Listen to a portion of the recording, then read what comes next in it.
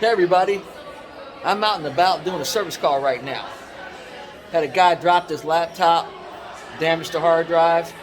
So what we were able to do is get the hard drive back up in an enclosure and transfer the data over. And that's what we're doing now. Then we're going to put a new hard drive in, reload the system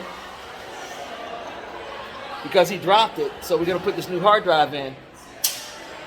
This way we can mitigate what happened here. And I don't know if you can see it, but the battery's also a little swollen. So we're going to be replacing the battery. All of this came from accidental damage. He dropped the laptop, it shocked the hard drive. That's why we're using an SSD hard drive going on, because this will allow us to ensure that if it gets dropped, that the hard drive doesn't get shocked. All right, I'm Michelle the Computer Lady. I'm out. Y'all have a great weekend, and you'll see more soon.